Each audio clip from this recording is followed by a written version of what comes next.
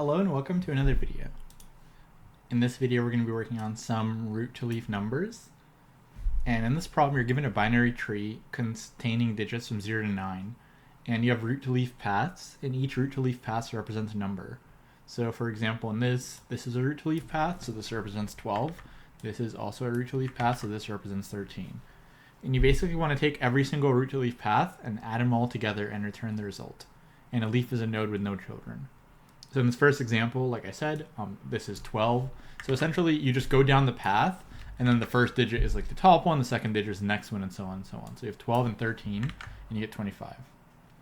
So in the second example, there's a bunch. So here is 495.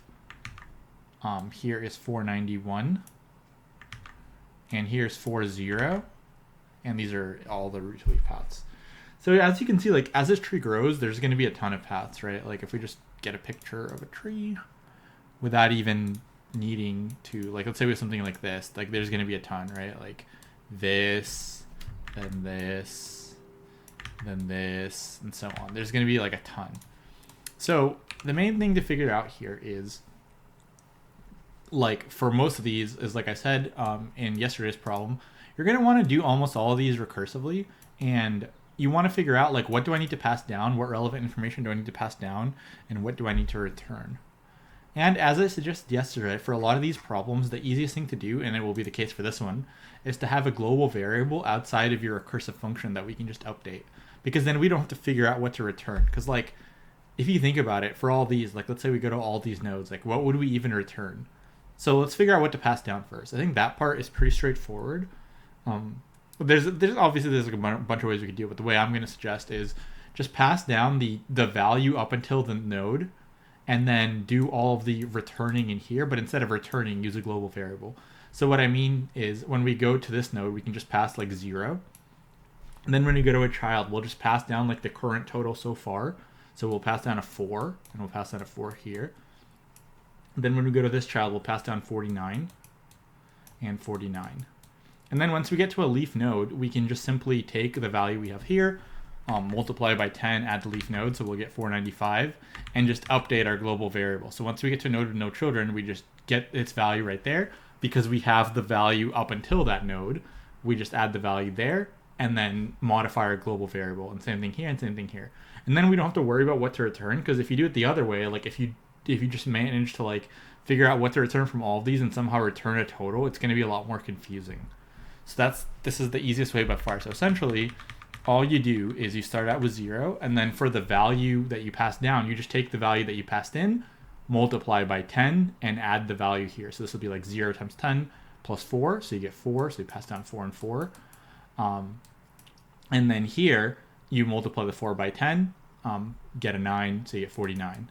And then here, you multiply by 10, so you get 495. And so essentially we're going to have two cases. We'll have a case where we have a leaf node where we just don't traverse any further down. We just update our global result. And if it's not a leaf node, then we traverse further down. And that's basically it. So pretty easy, and this is going to be like 100 times easier than doing some kind of return thing. So we'll just have a global like sum that we can just update anytime we get to a leaf node by getting the value passed into it times 10 plus its value. So those are the things we're going to pass down. We're going to have a recursive function that will just get a value passed into it and the node itself. And yeah, so let's get into the code. So we can just have a class variable like I suggested yesterday. So we can have this be like int total or something. And we can make this 0. And now we're going to write a recursive traverse function, and we can just call it up here. Yeah. So we can just have a function called private, I guess. It will not return, it will be void, because we're just going to update our global total. And you can do this in every language. Yeah, so we're going to have this, and then we can call this like traverse, and it will take a tree node. And it will take the value passed down into it. So we can just call this like val. Integer. So let's just say if our node is null, let's just return, or we don't need to return, we can just return. We don't need to return a value, we just return. So if node equals null, just return. And we can get rid of this to give us more space. So now we have to check if the node's a leaf node. So if node.left equals null and node.right equals null. And let's actually calculate like the value we're going to pass down into other nodes, and that will be the value here that we're going to use to update our result. So we can call this like new val or something. So the new value will be the value passed down into it times 10 plus node value. So if this node is the leaf node, like if you go to back here, we're going to have 49 passed down into this. We'll get 495. And then we just want to add 495 to our sum and just return. So in here, we can just say, just update our total, right? So total plus equals new val. Otherwise, we can recurse left and right. And we don't have to check for null nodes because when we get to a null node, we just basically return. You could check if you want to, but I'll just have an else here. So basically, technically you can even still recurse. You don't even need an if else because you'll just recurse to a bunch of null nodes, but it doesn't really matter. So anyway, so otherwise we just recurse down to the two children. So we'll traverse to node left with this new value that we're passing down and traverse to the node right with the new value we're passing down.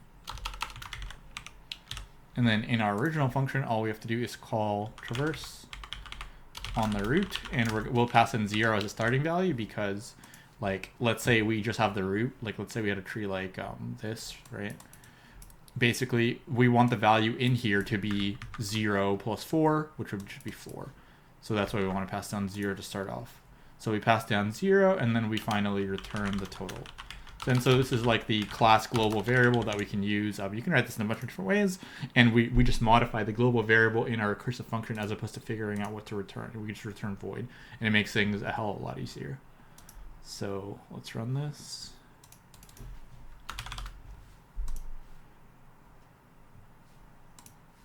Okay, and there we go. So it does work, and I can briefly show like another solution in Python, which is very similar. So same kind of idea. You have like a global variable, and then you just access it in your function. So same kind of thing in other languages. You just have some kind of variable that you access, whatever. You know, let's say you don't want to make class variable. You can make some other dynamic, like you can make an array or something else here, and then just pass down this array, and then modify the value in here or something like that. But essentially, it's way easier than returning values and having to like add it all together.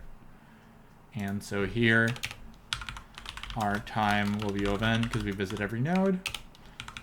And so this one, the space is not going to be O of n because they mentioned that the depth does not exceed 10. So essentially, even if you have 1,000 nodes, this is basically going to be like a balanced-ish tree. So this is actually going to be O of depth because the amount of space this takes, like since we only have constant variables, it's just the recursive call stack, and because the depth is only 10, the space will only be 10. Normally, worst case scenario, your tree can look something like this, as I showed yesterday, you know, but this can't happen because the depth can only be 10. So this can only be 10 in this problem. So that's why it's like this. And if you were asked, like for let's say they didn't tell you this, if you were asked like what's the average space? So normally the average space for a tree is like log n, assuming it's reasonably balanced. And like worst case, it would be O of n. So yeah. And yeah, I think this is like closer to an easy medium. So just the main things to take away: use a recursive function as a default, and a lot of the time use a global variable that you update instead of figuring out what to return. It's way easier. So yeah, it's going to be all for this one. Hopefully this is helpful, and if it was, please like the video and subscribe to the channel, and I'll see you in the next one. Thanks for watching.